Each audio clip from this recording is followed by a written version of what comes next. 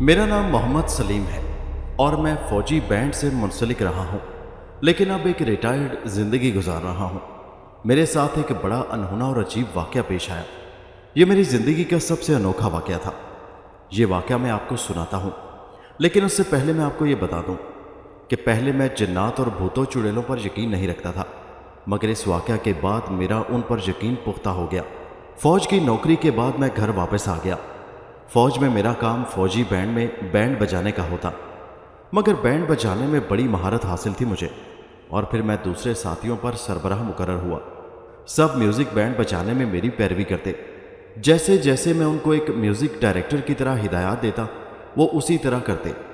फ़ौज से रिटायरमेंट के बाद जब मैं घर आया तो रिटायरमेंट का पैसा और पेंशन वगैरह भी मिली, जिससे गुजर बसर अच्छी होने लगी।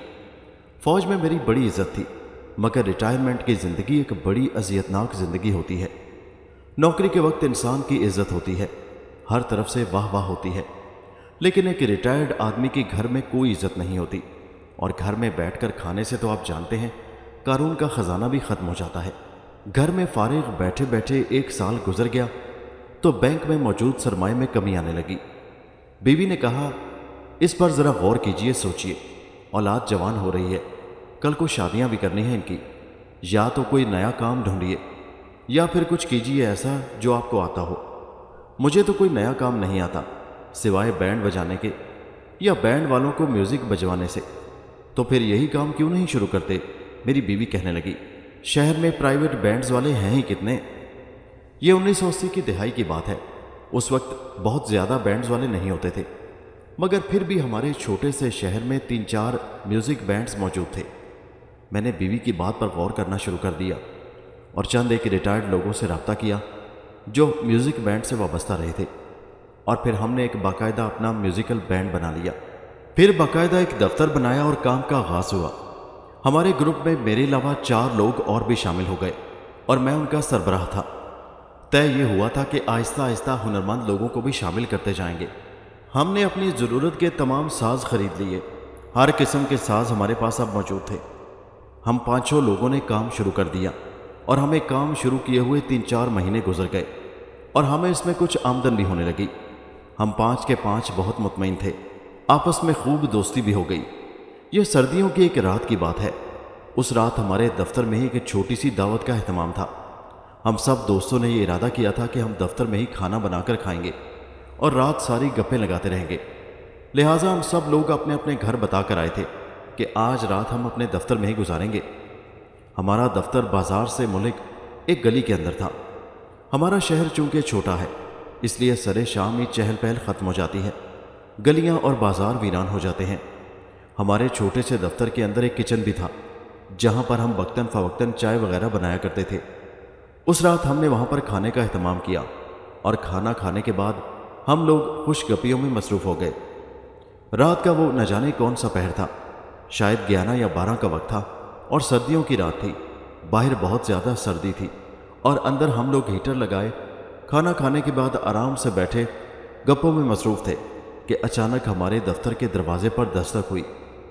हमारे एक आदमी ने उठकर दरवाज़ा खोला तो सामने एक सफ़ेद रेश बुज़ुर्ग को खड़े पाया, जिसने सफ़ेद रंग के कपड़े पहने हुए थे। हमारे आदमी ने पूछा, जी बुजुर्गवार फरमाइए।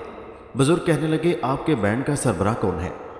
उसके पूछने पर हमारे आदमी ने मेरा नाम बताया। जी सलीम साहब हैं। क्यों, खैरियत, कोई काम है क्या? जी हाँ, मैं उनसे मिलना चाहता हूँ। बुजुर्ग ने कहा, आइए अंदर आ जाइए। खैरियत, क्या काम है? हाँ, कुछ काम है। हमारा आदमी ने लेकर अंदर दाखिल हुआ तो मैंने देखा वो एक सफ़ेद रेश के बड़े मोअज़्ज़ज़ किस्म के आदमी लग रहे थे। उनका चेहरा पुरनूर था। बैठिए मोहतरम। मैंने उन्हें कुर्सी की तरफ बैठने का इशारा किया। जब वो बैठ गए तो मैंने कहा, जी फरमाइए, हमारे लायक क्या खिदमत है? बुजुर्ग कहने लगे, हमें फौरी तौर पर एक ढोलची और बांसुरी वाला साज बजाने वाले की ज़रूरत है। फौरी तौर पर? मैं बड़ा हैरान हुआ। मोहतरम, इस वक्त तो रात का वक्त है, फौरी तौर से आपकी क्या मुराद है? क्या आप अगले 2-4 दिनों में कह रहे हैं या? नहीं जी, अभी इसी वक्त, बुजुर्ग ने कहा। उनकी बात सुनकर हम सब दोस्त हैरत से एक दूसरे का मुंह देखने लगे। रात के इस वक्त, इतनी जल्दी, और रात के इस वक्त आखिर क्यों, बात क्या है? बुजुर्ग कहने लगे, दरअसल मेरे बेटे की शादी है और ये सब कुछ बहुत जल्दी में हो रहा है। बस कुछ मुसीबत ही ऐसी आन पड़ी है और अब बेटे की जिद है कि जब तक ढोलची नहीं होगा तब तक शादी नहीं करूँगा। इसलिए मैं आपकी खिदमत में हाजिर हुआ हूँ। बराए करम बेशक 2 आदमी हमारे साथ रवाना कर दीजिए। उनमें से एक ढोल बजाना जानता हो और शहनाई बजाना जानता हो, यानी जो साज आपके पास होते हैं। मैं बड़ी हैरानी से अपने दोस्तों की तरफ देखने लगा। वो बेचारे भी हक्का बक्का मेरा मुंह देख रहे थे। हम सब ने आपस में मशवरा किया, क्या ख्याल है। इस वक्त जाने पर कोई भी राज़ी नहीं था। सब खुशगपियों में मसरूफ़ थे और आराम करना चाहते थे। और वैसे भी रात के इस पहर तो हम कभी भी किसी फंक्शन पर कभी नहीं गए थे। ये रात भी हमने अपने लिए ही मखसूस कर रखी थी। जब मेरे तमाम दोस्त खामोश हो गए तो मैंने बुज़ुर्ग से कहा, मोहतरम बुज़ुर्ग, हम माफ़ी चाहते हैं। हम इस वक्त तो कहीं नहीं जा सकते, अलबत्ता हम सुबह के वक्त आपके साथ जा सकते हैं। बुज़ुर्ग कहने लगे, बच्चों मेरी मजबूरी है, वरना तुम लोगों को इस वक्त तंग ना करता। और वैसे भी तुम लोग तो जब शादियों पर जाते हो तो रात गए लौटते हो। जी हाँ बुजुर्गवार, आपकी बात दुरुस्त है, लेकिन आज तो हम कहीं नहीं गए। आप यूँ समझ ली कि आज हमारी छुट्टी थी। फिर भी तुम्हारी मेहरबानी होगी अगर मेरे साथ चलो। बुजुर्ग ने यह बात कुछ इस तरह इल्तिजाइया अंदाज में कही कि मैं खामोश हो गया। फिर सोचने लगा कि आखिर क्या करना चाहिए। बांसुरी वगैरह बजाना तो मैं भी जानता था, मगर एक ढोलची की ज़रूरत थी। मैं अगर उसके साथ जाने पर तैयार भी हो जाता तो मेरे लिए अकेले जाना कुछ कारामद ना होता। मैंने अपने दोस्तों से कहा, तुम में से कोई एक मेरे साथ ढोल बजाने के लिए चले। बुजुर्ग शायद बहुत मुश्किल में हैं। इनके बेटे की शादी का मसला है और शायद कुछ इमरजेंसी भी है। और बाज़ औक़ात ऐसा होता है कि बच्चों की ज़िद के आगे बुज़ुर्गों बड़ों को हार माननी पड़ती है।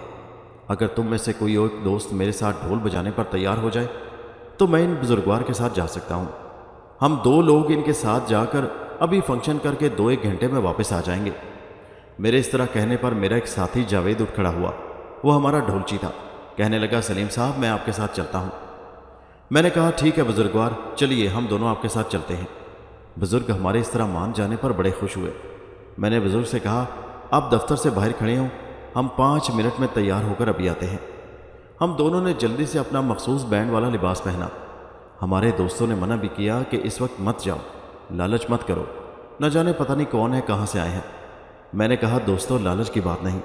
बुजुर्ग बेचारे मुश्किल में नज़र आते हैं। उनके बेटे की ज़िद है कि ढोलची के बगैर शादी नहीं करूँगा। और न जाने उन्हें क्या परेशानी है कि इस वक्त वो उनकी मुश्किल में ज़रूर उनकी मदद करना चाहिए। लगता है उनकी बेटे की शादी का बहुत अरमान है और वो बच्चा ढोलची के बगैर शादी नहीं करेगा। बाज़ औक़ात इंसान को ऐसे मुश्किल हालात का सामना करना पड़ जाता है और मुश्किल में ही किसी के काम आना सबसे बड़ी नेकी है। हमने साथियों को तसल्ली दी और कहा, परेशान मत हो, हम 2-1 घंटों में वापस आ जाएंगे। फिर मैंने जावेद को साथ लिया, उसने ढोल उठाया और मैंने शहनाई। फिर हम दोनों बुजुर्ग को साथ लेकर गली से बाहर निकल आए। जी बुजुर्गवार, आपका घर किधर है? ये पास ही गांव है ना, वहां पर जाना है। बुजुर्ग ने इशारा किया। वो ज़माना ऐसा था कि उस वक्त ज़्यादातर लोग पैदल वगैरह ही सफ़र करते थे। आजकल की तरह मोटरसाइकिलों और गाड़ियों की भरमार नहीं हुआ करती थी। हम दोनों वीरान सड़क पर उस बुजुर्ग के पीछे पीछे चलने लगे। बुजुर्ग हमारी शहरी आबादी से निकलकर वीराने में दाखिल हो गए और फिर पक्की सड़क से हटकर हम कच्ची पगडंडी पर चलने लगे। आसपास के गांव को मैं अच्छी तरह जानता था। यहाँ से सबसे नज़दीकी गांव 3 कोस के फासले पर था। 20-25 मिनट में वो फासला भी गुजर गया। हम उस गांव को भी पार कर गए। मैंने हैरत से पूछा, बुजुर्गवार, आपने तो इसी गांव का बताया था। वो बोले, नहीं, इस गांव में नहीं, इससे थोड़ा सा आगे, बस थोड़ा ही दूर है। हम खामोश हो गए और चलते रहे। फिर वीराना शुरू हो गया। हम खामोशी से उनके पीछे पीछे चल रहे थे। जब हम बहुत दूर वीराने में निकल आए तो मैंने दिल में सोचा कि हमने यहाँ आकर गलती की है। जावेद मेरे कान में कहने लगा, सलीम साहब, हम तो बड़े वीराने में आ गए हैं, अब यहाँ से कहाँ जाएंगे? मैं वहीं रुक गया और बुजुर्गवार से कहने लगा, बुजुर्गवार रुकिए, हमें सही सही बताइए कि जाना कहाँ है, ये तो बिल्कुल वीराना शुरू हो गया है। बुजुर्ग हंसकर कहने लगे, अरे बच्चों, घबराओ मत, वो जो सामने तुम दरख्तों का झुंड देख रहे हो ना, उसके दूसरी तरफ हमारी आबादी है। मैंने जावेद को इशारा किया, चलो यार, यहाँ तक आ गए हैं तो वो दरख्तों के झुंड तक जाने से क्या मुश्किल है। जावेद बेचारा खामोश हो गया। हम चलते चलते दरख्तों के झुंड के पास पहुँच गए। जब दरख्तों के झुंड को पार किया तो दूसरी तरफ का मंजर देखकर मैं हैरान रह गया। दूसरी तरफ एक बहुत बड़ा मैदान था और उस मैदान में जा बजा लोग टोलियों की शक्ल में बैठे हुए थे। हर गिरोह ने दरमियान में आग जला रखी थी। औरतें, बच्चे, मर्द बड़े धूमधाम से तैयार हुए इधर उधर घूम फिर रहे थे, लेकिन कनाते, तंबू वगैरह कहीं पर भी नजर नहीं आ रहे थे। एक तरफ बड़े आला किस्म के खाने पक रहे थे, मैं बड़ा हैरान था कि इतनी सर्दी में ये लोग बगैर किसी कनात और तंबू के यहाँ पर बैठे शादी का जश्न मना रहे हैं।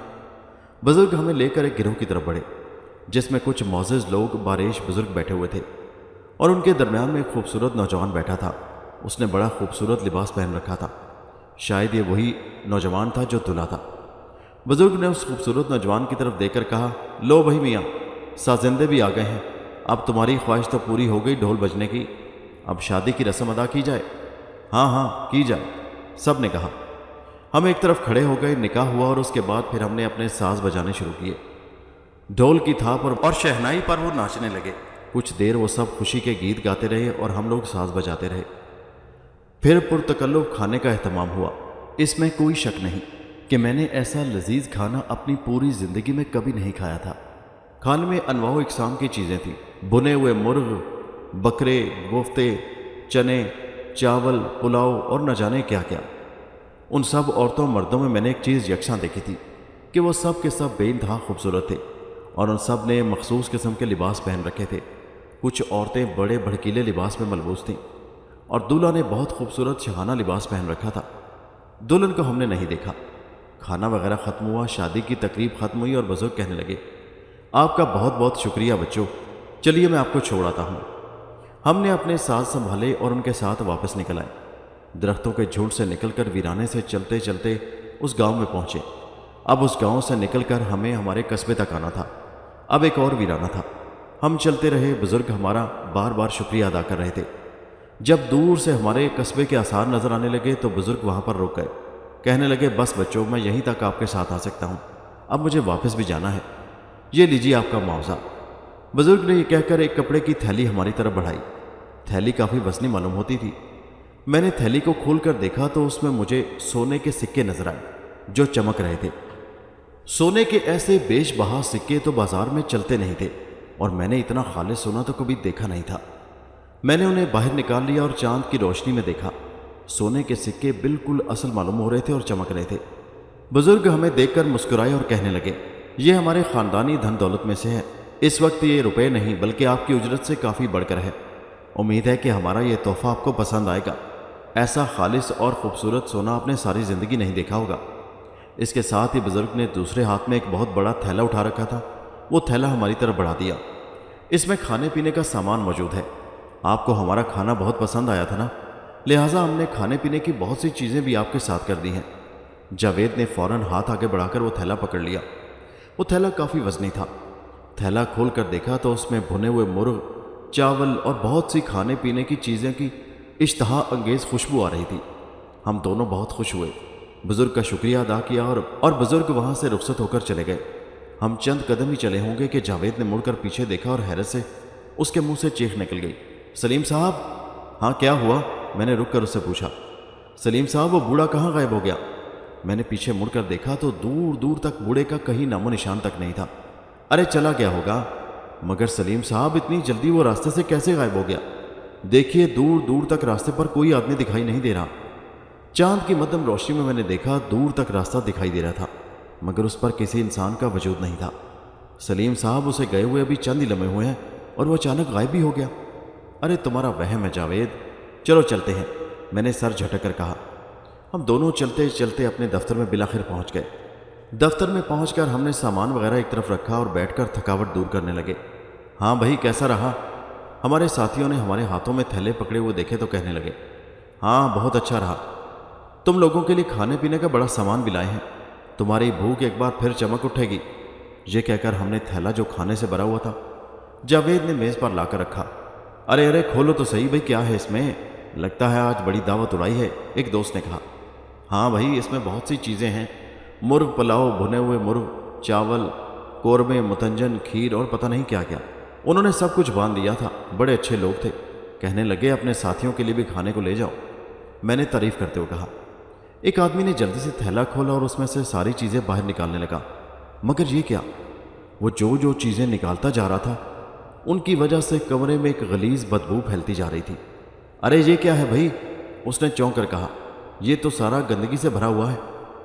हमने देखा पूरे थैले में बहुत गंद भरा हुआ था।